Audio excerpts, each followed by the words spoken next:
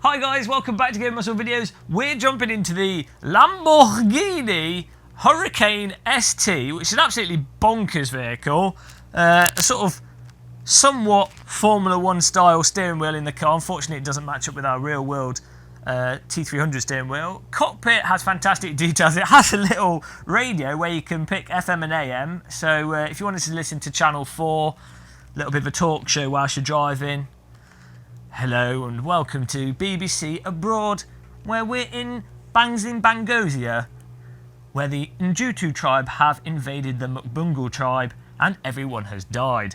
So you could listen to that whilst you're driving. You've got all the details. I mean, KUNOS do a spectacular job. The guys that model the cars, and I mean, even the modders that are modding just producing cars for AC, just do an incredible job with the details. I mean, and VR, as we always say, lets you really appreciate it. But you've got everything just plugged in. You could pretty much get in the real car and be like, okay, it feels like home now because I've seen it in VR. I don't even know what half these boxes do. But what would be interesting, I'll probably do this in separate videos, actually get the manual for a car, look at all the details of it, if you can find one. Sometimes you can't find those details, and then we'll be able to actually point out what all the different bits and bobs are. There's a battery over there. We know what that part is. The battery. That's about as far as our knowledge goes. We've got a little dash there. It'd be nice if we could use our hands virtualised to interact with stuff. Unfortunately, we can't. We're not quite there yet. And we've got a little cord there that you can pull in the event of an emergency. I don't know what that does. But we're going to find out what the AI are like. We've got them on the track. We've got 16 of them. I think we're starting 8th. Or so. It looks like we're starting at the back of it. No, we're starting at 8th or so. 1, 2, 3, 4, 5, 6. We're starting 6th. And we've not really driven this car that much. I took it briefly out on the Nürburgring, the full Nordschleife rather, and that was fun and interesting. But we've not tried it here properly, so we'll give it a go. Got the fuel, just 5 laps, and we'll have a little bit of a natter as we go. So let's launch the party. Happy birthday! Thanks for the Lamborghini, KUNOS. It was a nice present. You didn't have to. Now, oh. One thing we do need to do is turn the force feedback down a tiny bit. So let's lean down here. There we go. We were getting some clipping. Oh, that's the wrong way. There we go. Every GP driver. Oh, shit. Okay, let's restart and pretend that didn't happen. Every car race driver, of course, has to bend down and touch the keyboard to change the force feedback. Let's put it all the way down to 70 because it was clipping around the sustained corners, which was really annoying. There we go, we just missed the start, but there we go, we're off. So we'll see how well we can do with this AI. Now, you notice that old McBimblebong has just passed us on the right there. That was really nice driving. Squeezed his way through, and the AI now, a little bit of a dent there, that'll be £100,000 please. Are far more aggressive, but not in the sort of project cars, we're just going to shove a brick up your arse aggressive. They're aggressive in a sort of planned, more concerned about their life aggressive. So they'll make nice moves basically, and as a result you can actually drive in single player with the AI and actually get enjoyable racing. You notice we're just being rinsed by the AI here, and that's one of the things I've actually found, especially if it's a car you're not familiar with. The AI seem a lot faster and a lot more competent now than they used to be. So we'll probably end up driving around by ourselves, but it doesn't really matter. We're still learning this car. I'll take the insult from KUNOS. Thank you. To be fair, we did harass Stefan on his stream asking about VR, so I deserve to be trolled by their software. It's just punishment for life, really. Now, whoa! Michael Schumacher S's. There you go. That's what that's all about. That's more like a water park log flume than driving a car around the track. Oh my God, it's going everywhere. Now, I did give a fiddle with the post-processing effects with this, because one of the things they did in the last update, aside from improve the AI, aside from being able to jump the start and have penalties for jumping the start, aside from that, they've made it so the post-processing effects now work in VR, which is really nice. But regardless, I find it better to just turn them off and just use the AA, which is something they also fixed actually, that you can now use the in-game AA. And I've just... Calm down! It's not a race, but it is. So I've just used the normal AA on the menu with the post-processing effects off, and I think that tends to look a lot better. The shadow is a bit rubbish there because I've turned them down to medium. Maybe if we got a faster graphics card, that's something we could improve. Dive bomb! And but I find having it on 4x AA is just really nice. It looks really nice. You get enough smoothing that it fixes the flicker. I'm getting reasonable performance, and it looks sharp enough. It doesn't look like you've just had your eyeballs rinsed in salt water. Now, obviously, you know, we're at a point with VR where we could do with high resolution screens. Let's not beat about the bush. Let's not kid ourselves. The resolution on VR, even though it's incredible from where it started out, and it is an improvement, and you know, I am happy that VR is here and VR is good. Let's not kid ourselves. We need about twice the resolution for it to be, you know, perfect. So maybe that will come in good time, in due course. Especially, I don't know if you guys, if you pay attention to the VR. I assume if you are on this channel, you probably have a passing interest in VR. But Nvidia, and prior to that, a lot of companies are experimenting with foveated rendering, where they use eye tracking and then you render the scene in the 3D space, so that only the bit that you're looking at is pin sharp and the rest is rendered at a low resolution and smoothed out. And that basically allows you to, you know, be able to run high resolution panels with slower computers. Oh, that was really nice. Whoa, calm down. It was really nice how we made a mistake launching around the track. But I mean, it was a very... That's me being naughty. It was a very natural mistake. And he defended it. It was like the mistake was him trying to do the kind of thing a real driver would do, where they try and cut, take a bit too much of it. So it's like a mistake that's natural from trying to actually go faster, and a mistake that can in some circumstances benefit you. That's not something you want to do every lap. Really good. Like, they've done a fantastic job with the AI, I have to say. It's really good fun driving terrible.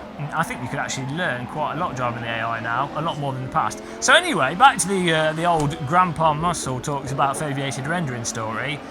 The way it's going to be, it seems to be, is that the next VR headsets will not only have higher resolution screens, but they will likely have eye tracking so that foveated rendering can work, where it renders just the bit you're looking at sharp and the rest at low res, allowing you to not have to have some kind of IBM supercomputer to be able to have games that look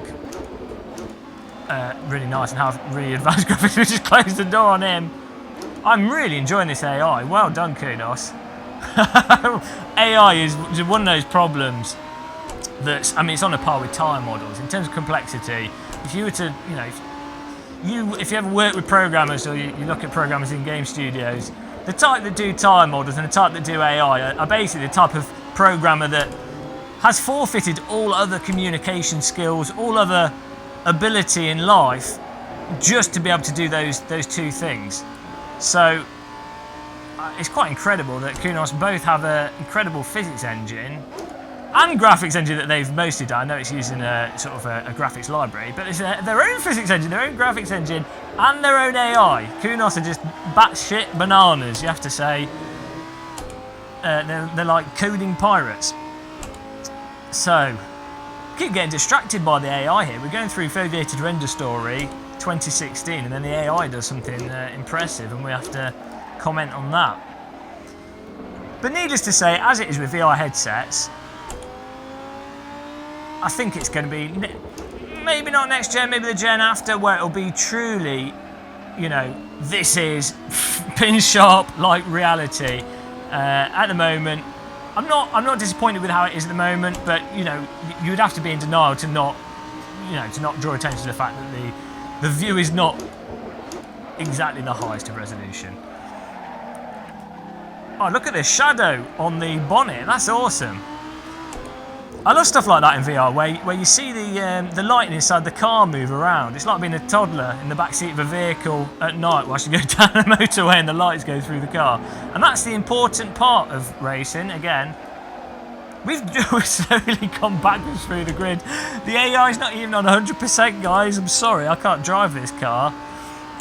I use the talking and driving excuse. It's very hard to talk and drive at the same time. Oh dear. Look at him, he's trying to make, you can see on Assetto Corsa, which we get asked in every video, what is that application that shows you where people are? It's Assetto Corsa, someone's going to ask it. They won't have got this far in the video and they're going to ask, what is that on your dashboard? And I'll have to reply with another comment, I don't mind, but it's Assetto Corsa. But you can see that he's making moves behind us, a bit like Tetris watching Assetto Corsa to see the car rather than using the mirrors. Just moving around, really nice. I think what really would help with AC, and what I've found is that in iRacing, oh dear, really hard to trail brake around there without completely losing the back of the car. And there we go, another place lost. We're last now, I think. One of the things that iRacing has is that the mirrors actually work like real car mirrors in VR, and that means you really don't need something like Assetto Corsa because you can actually look around to see what's behind you, so you get very good awareness, especially if you've got a car with a middle mirror. So you get so much awareness from that you don't actually need something like Assetto Corsa to just glance, move and be able to see what's going on around you, because when you move as well you get a bit of parallax, sort of a sense of 3D from the movement, even though the mirrors might actually be rendered in 3D as well in iRacing. I'm not sure. Let's try and... No. Let's try and throw one up the inside there. But even if a mirror is rendered in 2D, so it's essentially like an active TV screen that corresponds to your head position, when you move, because of the way parallax works, it gives the illusion of 3D, but it also allows you to then work out the position of other cars behind you, how far away they are, just from how they move when you move in your head like a lunatic. So, as it is though, now, I actually think this AI is fantastic. I wouldn't be able to say if it's the best AI out of any of the games that I've played. I've been pretty much absorbed into AC over the past sort of 2 months. I haven't really played that many other simulators. It's like being brainwashed. It's the VR support really that stopped me getting into the other simulators. Because I really do quite enjoy Race Room, and Race Room AI actually is fairly similar to AC, especially now where they try and make moves. They're quite close to you. They're a bit aggressive at times. Really good, fun, close AI. But I find it really hard to play driving sims on a screen anymore. It just doesn't capture me. Despite the limitations of VR with its resolution, it just, if you can accept its shortcomings, it's just impossible to go back to a screen and accept it. It's like somehow being, well, it's exactly like learning how to make, if you ever make your own dough and your own pizzas at home, you can't go back to take-out pizzas or just, crappy take-out pizzas. You could have a pizza at an Italian restaurant, for example, but if you've ever made a proper pizza, you'll know what I mean. You can't go back to like freezer pizzas. You just feel like you're committing a crime against humanity. Last lap. Last I've gone. Oh dear, Kunos. Please, they should have something in the AI that it detects if it's game of muscle playing, and then they hold back a little bit just to not make me look bad in the videos. Just a little feature there, guys. That would be nice. So, yeah, we just probably need to turn the AI down a bit or race them in cars that I'm good at driving. They're on it. I genuinely think you could actually use the AI now in AC to practice. Maybe not if, it's going to be different if it's a car you're good at, really on pace. I'm clearly probably about 5 or 6 seconds off pace in this car, but if you're that far off pace, as a way to get up to pace, I think the AI in AC now are really good. Let's work our way forward up the hill, final lap. What I'm going to do, of course you'll see this if it works, you'll already have seen it, so I don't know why I'm saying this now. We've got to think sort of forwards and backwards at the same time here. We're going to try and capture the replay, and hopefully I can mix it together in a way that satisfies people that like the onboard view. Whoa! The onboard view, but also don't want to vomit over their keyboards. We're going to try and work something out that caters to everybody on the old YouTubes. I do appreciate the old man falling off a cliff through a GoPro view isn't the most comfortable for a lot of people to watch, especially when I'm naturally aware it bobs the camera up and down, and it's not exactly smooth. I'll try and keep my head steady for you guys, but we'll see. You'll find out if it's there or not. You'll have already found out. Oh dear. Sheer driving pleasure. Thank you, Kunos, for destroying me with the AI. Oh no, the menu's disappeared. This is a bug if you've got a button pushed down, so we're not going to be able to get the replay on the screen unless it saves it at the end. So, there you go. That's the Lamborghini Hurricane ST. AI massively improved. Well done, Kunos. Nice car details. Nice VI implementation. Please make the AI a bit slower for me. I'll see you. I see everyone that's watching in the next video we do. We'll be back very soon. We will play other games. I can't just play OC. It's really good fun. We've got to play other stuff as well. Thanks for watching and goodbye.